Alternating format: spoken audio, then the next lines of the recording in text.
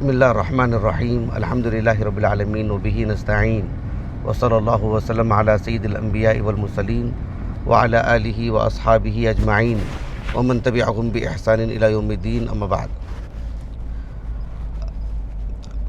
ابھی الحمدللہ اللہ تعالیٰ کے فضل و کرم سے ہم ایک اداری سفر میں ہیں اور ہمارے ساتھ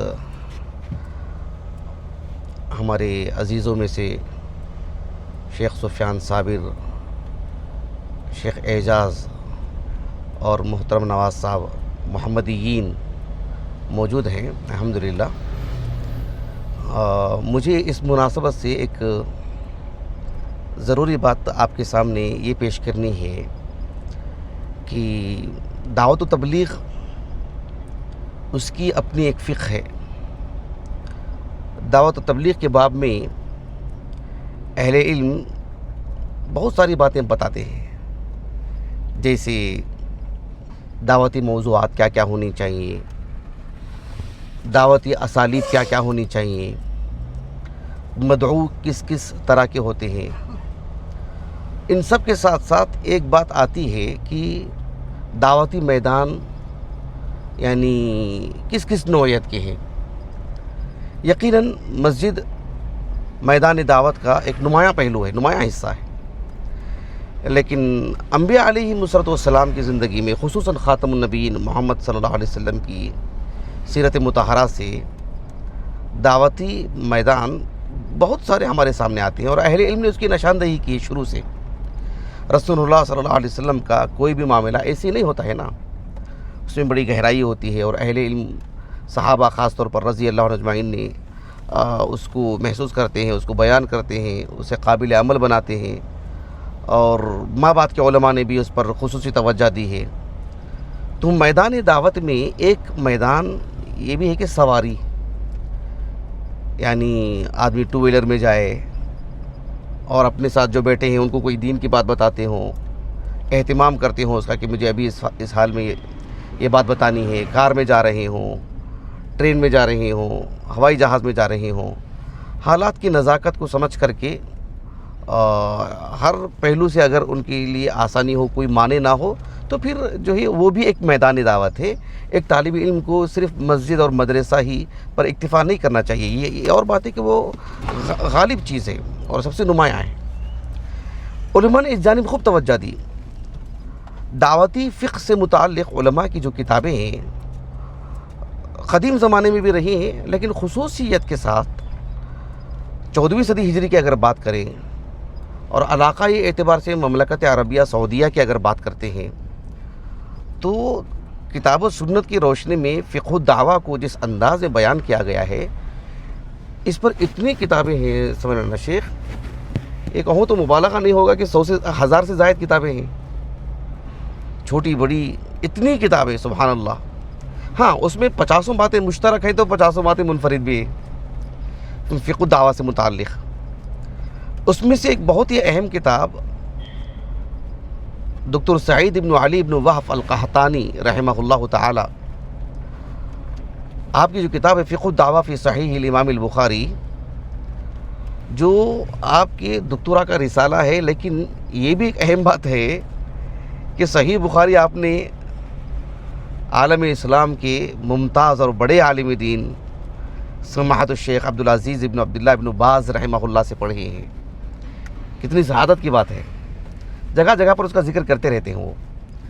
فقہ الدعوہ فی صحیح الامام البخاری میں آپ نے جو دعوتی اعتبار سے کام کیا، حالانکہ اس پہلو کی کتابیں بہت سارے آ گئی ہیں، کتاب الوضو میں کام ہوا ہے، کتاب الطب میں کام ہوا ہے، کتاب فضل المدینہ میں جدا جدا علماء نے کام کیا، سب کتابیں ہمارے پاس ہیں الحمدللہ۔ جو دکتر سعید بن علی بن وہب القحطانی ہیں رحمہ اللہ تعالی، حصن المسلم سے لے کر کے فقہ الدعوہ تک، فقہ الدعوہ فی صحیح الامام البخاری، آپ کی کتابیں بہت بڑی مقدار میں، تقریباً کتابیں ہمارے گھر میں ہیں الحمدللہ، کئی کتابیں آپ کی الحمدللہ۔ اچھا، ایک الگ موضوع جب ہم ان پر گفتگو کریں گے، تو آپ نے فقہ الدعوہ فی صحیح الامام البخاری میں جو میدانی جو دعوتی میدان ہے، یہ بھی آپ نے نشاندہی کی، کہا کہ مراکب المواصلات، یعنی ٹو ویلر سے لے کر کے کار، ہوائی جہاز، ریل گاڑی، سب سب سب کہا یہ بھی ایک میدانی دعوت ہے۔ یہ اور بات ہے کہ جو یہ مطلب آداب کا خیال کرنا چاہیے، اس کی شروط ہیں، لحاظ کرنا چاہیے وغیرہ وغیرہ، کوئی معنی نہ ہو، یہ سب اپنی جگہ پر، لیکن یہ بھی ایک میدانی دعوت ہے، ایک طالب علم متنبہ رہے۔ البتہ آپ نے اس میدان دعوت کو آپ کی اس دکتورا کے رسالے میں کہاں بیان کیا، آپ نے کس پہلو سے بیان کیا؟ چونکہ آپ نے صحیح بخاری کی جو کتاب الوصایا ہے، کتاب الجہاد والسیر ہے، کتاب الجزیہ والموادعہ اور کتاب فرض الخمس ہے، ان کتابوں کو رکھ کر کے آپ نے فقہ الدعوہ بیان کیا ہے۔ اس میں کتاب الجہاد والسیر میں امام بخاری رحمہ اللہ نے ایک باب قائم کیا ہے کہ باب اسم الفرس والحمار، یعنی جانوروں کی بھی بطور سواری نام رکھنا۔ اس باب کے تحت امام بخاری رحمہ اللہ جو عمرو بن میمون کی طریق سے رحمہ اللہ تعالی، جو کبار تابعین میں سے ہیں، ظاہر بات ہے معاذ بن جبل سے روایت کر رہے ہیں وہ، تو معاذ بن جبل سے وہ روایت کرتے ہیں۔ معاذ بن جبل رضی اللہ عنہ صاحب واقعہ بھی ہیں اور راوی حدیث بھی ہیں۔ معاذ بن جبل رضی اللہ عنہ کہتے ہیں کہ کنت ردف النبی صلی اللہ علیہ وسلم علی حمار، جو حمار ہے گدھا، رسول اللہ صلی اللہ علیہ وسلم سامنے بیٹھے ہوئے تھے، میں آپ کا ردیف تھا، آپ کے پیچھے بیٹھا ہوا تھا۔ تو جانور میں وہ اتنی طاقت تھی کہ دو لوگ بیٹھ سکتے ہیں، تو دو لوگ بیٹھے۔ تو ایسی کوئی گاڑی ٹو ویلر میں جہاں اگر قانونی اعتبار سے منع کر دیا جاتا ہے کہ تین لوگ نہیں بیٹھنا چاہیے، اس لیے کہ بھئی وہ دو لوگوں کی گاڑی ہے، تو دو لوگ بیٹھے۔ اس پر اہل علم نے نشاندہی کی کہ اگر اس پہ جانور میں اتنی طاقت ہے تو دو لوگ بیٹھ سکتے ہیں، تو بیٹھ جائیں۔ تو معاذ بن جبل پیچھے بیٹھے ہوئے تھے، اور معاذ بن جبل کیا کہتے ہیں کہ میں اللہ کے رسول کے پیچھے بیٹھا ہوا تھا، کس پر؟ علی حمار یقال له عفیر، اس کا نام کیا تھا؟ عفیر۔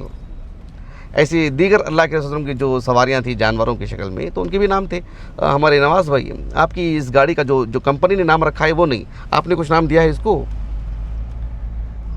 ہم دے نہیں دیں، ہم نے کچھ نام دے دیں مناسب، شیخ سفیان سے مشورہ کر کے، شیخ اعجاز سے مشورہ کر کے کوئی مناسب نام دے دیں۔ تو عفیر نام تھا اس گدھے کا، اور وہی امام بخاری کا وہاں مستدل ہے کتاب الجہاد والسیر میں، باب اسم الفرس والحمار۔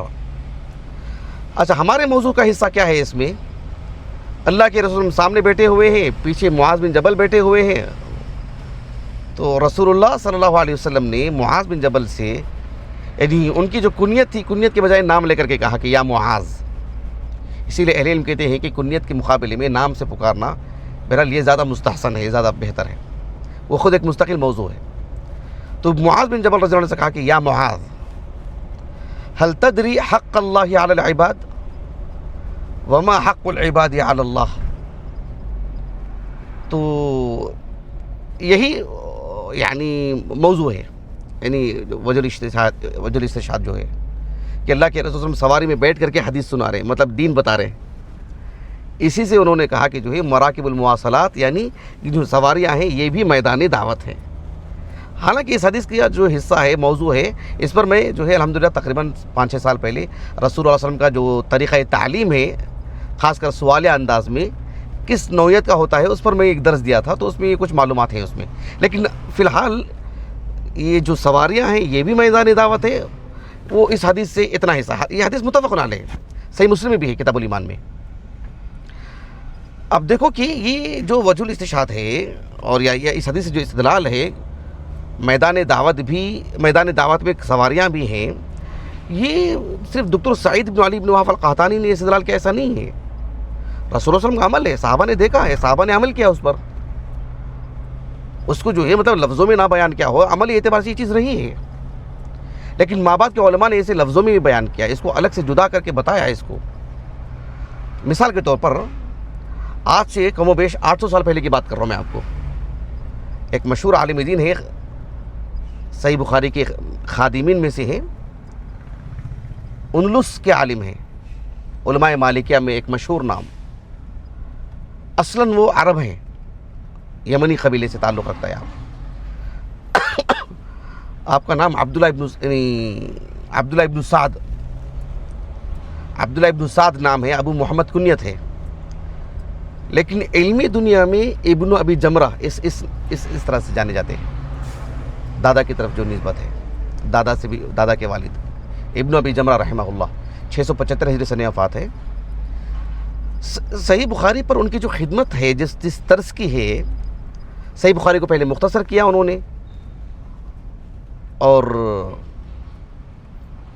اس کا نام رکھا انہوں نے جمع النہایہ فی بدء الخیر والنہایہ. اس کے اور بھی بہت سارے نام جو ہے حاجی خلیفہ رحمہ اللہ نے کشف الظنون میں ذکر کیا ہے. ہماری ایک تحریر ہے یعنی پیالہ نبوی سے صلی اللہ علیہ وسلم، امام بخاری رحمہ اللہ کے سیرابی، تو اس میں نے اس پر تفصیلی بات کی ہے، میں نے گفتگو کی الحمدللہ، لکھا ہے میں نے. تو پہلے انہوں نے اسے مختصر کیا، وہ ہمارے پاس ہے مجلد الحمدللہ. اس کے بھی شارحین ہیں، اس مختصر کے بھی شارحین ہیں، لیکن بذات خود آپ نے بھی شرح کی ہے. اس طرز کی خدمت اہل علم کی بہت ساری ہوئی ہے. صاحب المفہم کو لے لیجئے، بہت سارے علماء ہیں، ایک کتاب لکھتے ہیں خود اس کی شرح کرتے ہیں، یا جو ہے مطلب اس طرح کا معاملہ رہا ہے. تو آپ نے اس کو پہلے مختصر کیا، پھر اس کی شرح لکھی آپ نے بہجت النفوس کے نام سے، بہجت النفوس وتحلیھا بمعرفت ما لھا وما علیھا. 2 جلدوں میں ہے، 4 اجزاء پر مشتمل، وہ ہمارے پاس ہے الحمدللہ. اس میں آپ نے یہ جو معاذ بن جبل رضی اللہ عنہ سے مروی جو حدیث ہے، صحیح بخاری میں کئی مقام پر ہے، لیکن یہاں جو کتاب الجہاد والسیر میں ہے، کتاب العلم میں بھی ہے صحیح بخاری کی، اس میں ابن ابی جمرہ رحمہ اللہ نے شرح کرتے ہوئے لکھا کہ اس حدیث سے یہ بات معلوم ہوتی ہے، کہا کہ فیہ دلیل علی جواز البحث فی العلم فی الطریق وعلی الدواب. یعنی راستے میں چلتے ہوئے یا سواریوں میں بھی شرعی علم یعنی سیکھنا سکھانا، پڑھنا پڑھانا، دین کی دعوت و تبلیغ کا، کہ یہ بھی ایک میدان دعوت ہے. اس کو یعنی ایک طالب علم کہیں جا کر کے دعوت و تبلیغ کے لیے جا رہا ہے، مسجد میں درس دینے کے لیے، لیکن سواری میں جاتے ہوئے بھی 2 باتیں کہہ دے، وہ بھی ایک دعوت و تبلیغ کا ایک ذریعہ ہے، اور بالخصوص سوشل میڈیا کے دور میں تو یہ بھی ایک میدان دعوت ہے. تو آپ نے کہا کہ وہ علی الدواب، یعنی جواز البحث فی العلم فی الطریق وعلی الدواب. البتہ آپ نے کہا، بڑی پتے کی بات کہی آپ نے، کہا کہ ھذا بشرط ان یکون الطریق لیس فیہ اللغط الکثیر، لیس فیہ اللغط الکثیر، یعنی اس شرط کے ساتھ کہ جو مطلب سواری پہ جا رہا ہے اور پھر آزو بازو بھی گاڑیاں ہیں، آوازیں آ رہی ہیں اور شور شرابہ ہو رہا ہے، کیا کہہ رہے ہیں سمجھ میں نہیں آ رہی بات. تو بات ایسی ہوا میں نہیں اڑ جانی چاہیے، جس سے کہہ رہے ہیں کم از کم وہ سننا چاہیے. سوشل میڈیا کا استعمال کر رہے ہیں تو پھر بات واضح ہونی چاہیے، صاف ہونی چاہیے، لوگوں تک پہنچنی چاہیے. کہا کہ ایسا ہونا چاہیے، اس لیے کہ کہا آپ نے وَلِأَنَّهُ قَلَّ أَن يَأْتِيَ التَّعَلُّمْ، بعض نسخوں میں أَن يَتَأَتَّى کا لفظ ہے.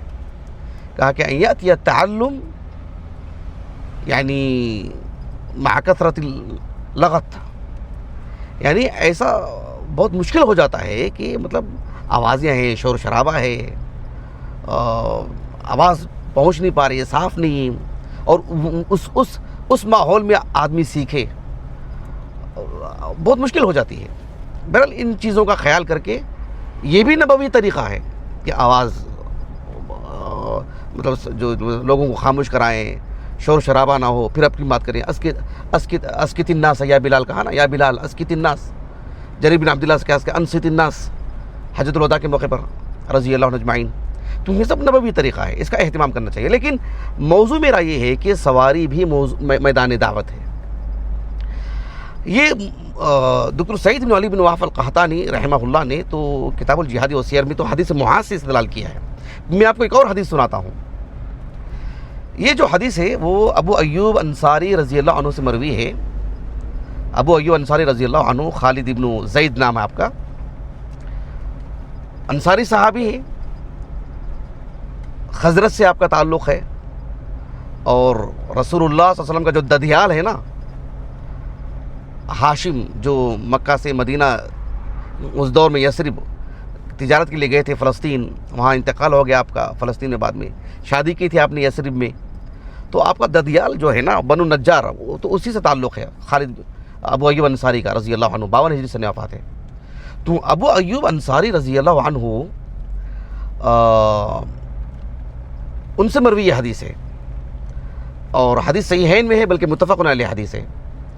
صحیح بخاری میں کتاب الزکوٰۃ میں بھی ہے، لیکن میں آپ کو کتاب الادب سے بتا رہا ہوں کیونکہ وہاں پر جو الفاظ ہیں وہ مقصود ہیں. کتاب الادب میں، اور باب قائم کیا امام بخاری نے رحمہ اللہ، باب فضل صلۃ الرحیم. اور صحیح مسلم کی کتاب الایمان میں حدیث موجود ہے. ابو ایوب انصاری رضی اللہ عنہ کہتے ہیں، اور میں آپ کو حدیث صحیح مسلم سے سنا رہا ہوں کیونکہ یہ جو باتیں ہیں نا صحیح مسلم ہی سے ماخوذ ہیں، صحیح مسلم یہ الفاظ نہیں ہیں، صحیح بخاری میں. ابو ایوب انصاری رضی اللہ عنہ کہتے ہیں کہ رسول صلی اللہ علیہ وسلم ایسے سواری پر جا رہے تھے جیسے ہم جا رہے ہیں نا.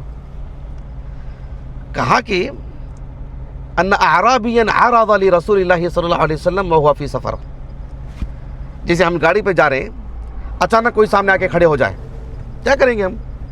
گاڑی روک دیں گے, اور صرف آ کر کے کھڑا نہ ہو جائے بلکہ مان لیجئے کہ بھی ہماری چابی نکال لے, گاڑی جا بھی نہیں سکے گی آگے. اب یا تو آدمی میں اتنی جرت ہونا, اور جرت بھی یا تو وہ آدمی غنڈہ ہونا, یا تو آدمی اس کا عقیدت مند ہونا, محبت میں, فرط محبت میں, یہ بھی چیز ہو سکتی ہے. اور وہ صحابی رسول ہیں. اب رسول اللہ صلی اللہ علیہ وسلم کے وہ بالکل سامنے آ گئے سواری کے. اور پھر ابو ایوب انصاری رضی اللہ عنہ کہتے ہیں کہ فَأَخَذَ بِخِطَامِ نَاقَتِهِ, اونٹنی کے ناک میں جو زبردستی ڈال کے یا اس کی جبڑوں کے پاس اب جو ہوتی ہے نا, اس کو پکڑ لیا انہوں نے ایسے ہی, گویا کہ آج کی زبان میں چابی نکال لی, سمجھ لیں, ہم کہہ سکتے ہیں. جیسے عام طور پر پولیس آزو بازو کھڑے رہتے ہیں نا, کسی سے لائسنس وغیرہ تلاش کر پوچھتے ہیں, کاغذات پوچھتے ہیں, اور پھر اس کی چابی لے کے رکھ لیتے ہیں کہ بھی جا نہ پائے. تو بالکل ایسے انہوں نے جو ہے مطلب اونٹنی کی وہ نکیل پکڑ لی, نکیل تھام لی انہوں نے, مہار جو ہوتا ہے اس کا پکڑ لیا انہوں نے. اب آپ صلی اللہ علیہ وسلم رک گئے. ابو ایوب انصاری رضی اللہ عنہ کہتے ہیں کہ فکف النبی صلی اللہ علیہ وسلم, رسول صلی اللہ علیہ وسلم رک گئے وہاں پر. فنظر فی اصحابہ, اور صحابہ کو بھی دیکھ رہے ہیں کہ صحابہ کس نقطہ نظر سے دیکھ رہے ہیں اس منظر کو. صحابہ میں رسول اللہ صلی اللہ علیہ وسلم کی جو عظمت ہے, جو محبت ہے, جو قدردانی ہے, آپ کی حفاظت سے متعلق جو فکر مندی رہا کرتی تھی صحابہ کی, رسول اللہ نے ایک نظر ڈالی صحابہ پر کہ صحابہ کا نقطہ نظر کیا ہوگا. اور وہ جو صحابی جو دیہاتی تھے, وہ آئے اور آ کر کے جو مہار پکڑ لیا تھا نا اونٹنی کا, یا آج کی زبان میں جو چابی نکالی تھی نا, انہوں نے اللہ کے رسول سے کہا کہ یا رسول اللہ اخبرنی بما یقربنی من الجنہ وما یباعدنی من النار. مجھے جنت کے قریب لے جانے والی چیز کون سی ہے مجھے وہ بتا دو, جہنم سے دور لے جانے والی جو چیز ہے وہ مجھے بتا دو. اللہ کے رسول صلی اللہ علیہ وسلم نے پہلی بات تو یہ کہا کہ لقد وفق, کہا کہ لقد ہدیہ, یعنی بھئی یہ تو صاحب خیر آدمی, اللہ نے ان کو منتخب کر لیا ہے, اللہ نے چن لیا ہے ان کو. کہ یہ سوال کرنے کا مطلب ہی یہ ہے کہ جو ہے مطلب آدمی کے اندر خیر ہے. جیسے آج کے ماحول میں آپ کو مثال دیتا ہوں, ہم کو بہت سارے لوگوں کے فون آتے ہیں, اور سوال کیا آتا ہے کہ دیکھو میں فلاں کمپنی سے جڑا ہوا ہوں, وہاں ایسے ہے ویسے ہے, مطلب یعنی سودی کاروبار ہے, اس کی بل بنانی پڑتی ہے, یا شراب بیچنا پڑتا ہے, اس میں ایسا ہے, داڑھی کاٹنے کے لیے کہتے ہیں, نمازیں ہمارے متاثر ہو رہی ہیں, وہاں ہمارا کام کرنا کیسا ہے. بھائی اس طرح کا سوال آتا ہے نا, تو میں پہلی بات یہی کہتا ہوں کہ جو ہے مطلب یعنی بشرک اللہ بالجنہ. آپ کا حرام خور کبھی اس طرح کا سوال نہیں کرتا ہے. حلال حرام کی تمیز کرنے والا ہی, اللہ سے ڈرنے والا, جنت کے حصول میں فکر مند ہو, اللہ کی رضا اور جو ہے اللہ کا دیدار, اللہ سے ہم کلام ہونے کا شرف حاصل کرنا چاہتا ہے, اللہ کی فرما برداری ہے, انقیاد ہے اس کے اندر, اللہ سے محبت کرتا ہے, اللہ کی پسند ناپسند کی رعایت کرتا ہے, وہی آدمی کے سوال کرے گا ایسا. دوسرا پوچھے گا کیوں؟ رخصتیں تلاش کرنے کے لیے نکلتے رہتے ہیں بعض لوگ. تو اس طرح کا سوال کرنا, اللہ کے رسول نے کہا کہ لقد وفق, کہا کہ لقد ہدیہ. اچھا, اب صحابہ, صحیح بخاری کا جو لفظ ہے, صحیح بخاری کے تاریخ میں صحابہ نے کہا کہ ما لہو, ارے کون صاحب ہے یہ, کس طرح یہ کون سا تعامل ہے کہ سامنے آ کے کھڑے ہو جانا, راستہ روکنا, اور آپ صلی اللہ علیہ وسلم سواری پر بیٹھے ہوئے ہیں, اس کی جو ہے مطلب نکیل پکڑ لینا کہ گاڑی سواری آگے بھی نہ جائے, یہ کون سا طریقہ ہے؟ اللہ کے رسول صلی اللہ علیہ وسلم ایک طرف تو صحابہ کی بھی رعایت کیا, آپ نے صحابہ کا بھی لحاظ کیا, ان کی قدردانی کی قدر کی, ان کے احترام کو اچھی نگاہ سے دیکھا. آپ صلی اللہ علیہ وسلم تو رحمت للعالمین ہیں, سب آپ کے ہیں اور آپ سب کے ہیں. جو آپ پر ایمان نہیں لاتا ہے وہ اللہ تعالیٰ جو ہے مطلب اس کا معاملہ الگ ہے, لیکن آپ تو سب کے لیے ہیں. تو اللہ کے رسول صلی اللہ علیہ وسلم نے کہا کہ عربن ما لہو, کیا مطلب, یعنی ما لہو جو آپ کہہ رہے ہیں کہ بھی ان کو کیا ہو گیا ہے صاحب کو, کہا کہ ٹھیک ہے, عربن کا مطلب ہے کہ ان کی اپنی ایک حاجت ہے, میں آپ کا بھی ہوں, وہ اللہ تعالیٰ نے ان کے دل میں بات ڈالی ہے, کیونکہ میں معلوم ہے کہ میں اللہ کے رسول ہوں, وہ میرے پاس بھی ہو, میرے سے بھی ان کی حاجت جڑی ہے, ان کا اپنا ایک طریقہ ہے. عام طور پر دیہات کے لوگوں میں جو معاملہ ہوتا ہے وہ ایک اپنا ایک طریقہ کار ہے. تو وہ جو اسی لیے میں نے تقریباً آج سے آپ کو یاد ہوگا نا، آج سے 7-8 سال پہلے دیہات میں دعوت و تبلیغ کا طریقہ کار پر ایک محاضرہ دیا تھا. اس کے لیے میں 2-3 جانا بھی رہا ہے، لیکن اس کے لے کر کے گیا تھا میں، تاکہ ایک طرح سے ایک ماحول رہے اور وہ میرے دل و دماغ میں بات رہے درس دیتے وقت. اس میں میرا مقصود یہی تھا کہ جو طلبہ گاؤں کے ہیں وہ اپنے گاؤں میں، بہرحال شہر بھی جانا ہو اپنے علم کے تحفظ کے لیے وغیرہ وغیرہ، لیکن گاؤں پر ایک نظر ضرور رکھے، کیونکہ وہی بہتر جانتے ہیں کہ طریقہ کار کو کہ وہاں کس طریقے سے کام کریں گے. تو وہ جو صحابے کا جو معاملہ تھا، دیہاتی صحابے کا، اللہ کے رسول صلی اللہ علیہ وسلم نے صحابہ سے کہا کہ جو عرب ما لہو، کیا مطلب ان کا اپنا ایک معاملہ ہے، جو آپ کہہ رہے ہیں کہ جو یہ مطلب کیا ہو گیا، ان کی اپنی ایک ضرورت ہے. تو صحابہ کو بھی تسلی دی اور ان کو بھی بات کہی اللہ کے رسول نے.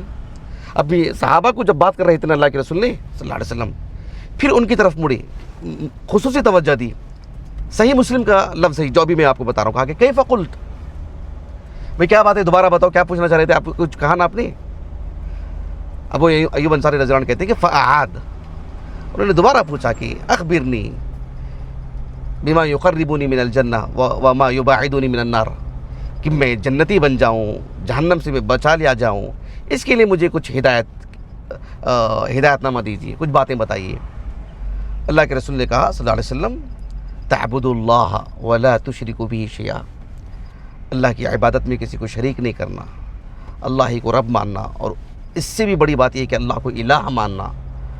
الوہیت کا جو معاملہ ہے جس میں دنیا بھر میں خصوصیت کے ساتھ اللہ رب العالمین نے سلف حضرات کو شرف بخشا ہے. اللہ رب العالمین نے الوہیت کا جو معاملہ ہے، اور الوہیت کے ساتھ ساتھ جو اسماء و صفات کا، اس لیے کہ اسماء و صفات اور الوہیت کا بہت گہرا ربط ہے، جس میں اسماء و صفات میں جہاں خلل آتا ہے، یقین مانیے کہ الوہیت میں بھی خلل آئے گا اس بندے میں، وہ علامہ فہامہ بھی بن جائے. یہ بدیہی بات ہے. اس پر اسماء و صفات کا جو سلسلہ وار درست رہے ہیں ہمارے، اس پر بھی بالذات میں نے گفتگو کی ہے. ابھی میں نے کل بتایا تھا نا آپ لوگوں کو، شیخ ابو عبداللہ عادل بن عبداللہ الحمدان حفظہ اللہ تعالی، انہوں نے اس سلسلے میں بہت کچھ لکھا ہے انہوں نے الحمدللہ. اچھا، یہ باتیں رہیں تو اللہ کے رسول نے کہا کہ تعبد اللہ ولا تشرک به شیئا وتقیم الصلاۃ وتؤتی الزکاۃ، اور آخر میں کہا کہ وتصل الرحم. اور امام بخاری رحمہ اللہ نے صحیح بخاری کی کتاب الادب میں اس حدیث کو لا کر کے وہی باب قائم کیا، باب فضل صلۃ الرحم، کہا کہ وتصل الرحم کہا اللہ کے رسول نے صلی اللہ علیہ وسلم. اس بات کو بتا دینے کے بعد بات ہو گئی نا، بات تو ہو گئی نا، اب کیا کرنا، وہ راستہ صاف کرنا اور اللہ کے رسول جانا.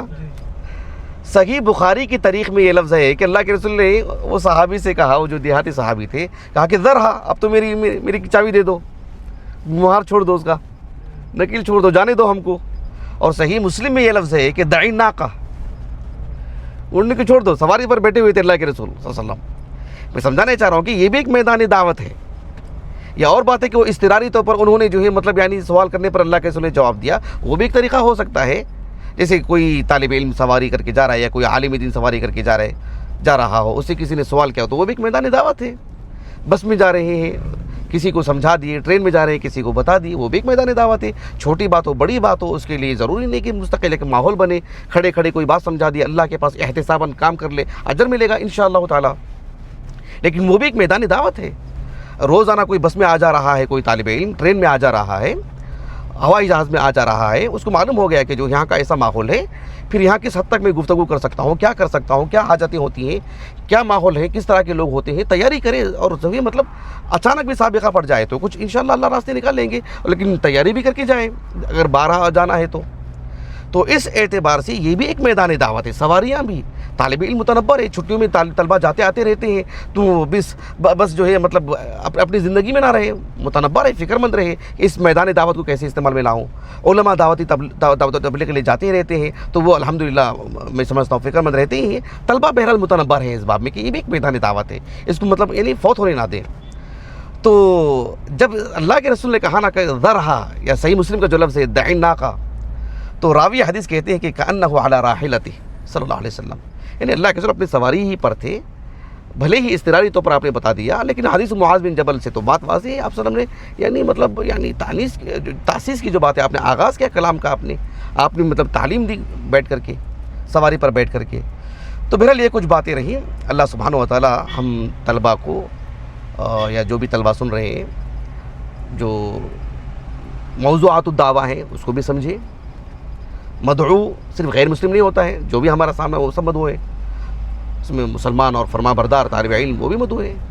تو مدعو، اس کی عمر، اس کا علم، اس کا مستویٰ، اس کی رہائش، اس کے خیالات اور اس کی دیگر چیزیں، ساتھ میں اسالیب الدعوہ، ان سب کے ساتھ ساتھ میدان دعوت پر بھی نظر رکھے جو ہمارا فی الحال کا موضوع ہے. اللہ تعالیٰ ہمیں اس کی توفیق عطا فرمائے، سعادت نصیب فرمائے. میرے جو عزیز ہیں محترم نواز صاحب، جو اللہ تعالیٰ بہترین اجر عطا فرمائے، اپنی کار لے کر کے ہمارے ساتھ ہیں اور ادارے کے لیے پورے یعنی دلچسپی لیے ہوئے ہیں. اللہ تعالیٰ کے فضل و کرم سے الحمدللہ ادارہ ہمارا جو جنوبی ہند کا معروف اور ممتاز اور عمدگی سے چلنے والا ادارہ جامعہ محمدیہ منصورہ بنگلور، تو اس کے پڑھے ہوئے ہیں الحمدللہ، اور کار ڈرائیونگ کر رہے ہیں. اور جامعہ محمدیہ کے پڑھے ہوئے اور وہاں کے استاذ، اور جامعہ محمدیہ کے استاذ اور جامعہ محمدیہ ہی کا ایک عصری علوم کا اسکول سامر انٹرنیشنل اسکول کے ذمہ دار شیخ سفیان محمدی نذیری، اور ہمارے ایک اور عزیز شیخ اعجاز خضیر محمدی نذیری. اللہ سبحانہ و تعالی ہمارے اس سفر کو جو خیر الصحابت اربعہ ہے، اللہ دنیا میں بھی سعادت مند بنائے، برزخ میں بھی سعادت مند بنائے، اور جو آخری منزل ہے اور ہمیشہ کی منزل ہے جنت کا مستحق بنائے. ہم کو بھی اور ہمارے مشاہدین کو بھی اللہ سبحانہ و تعالی جنتی بنائے. اور خاص طور پر ہم دونوں کی جو میری عزیز اہلیہ شیخ سفیان کی، ہمارے اعلیٰ اولاد کو جو بڑی قربانی دی ہیں اور دینی کاموں کے لیے قربانیاں دیتے ہیں، اللہ تعالیٰ ان سب کو اجر عظیم عطا فرمائے. سبحانک اللہم و بحمدک، اشہد ان لا الہ الا انت، استغفرک و اتوب الیک.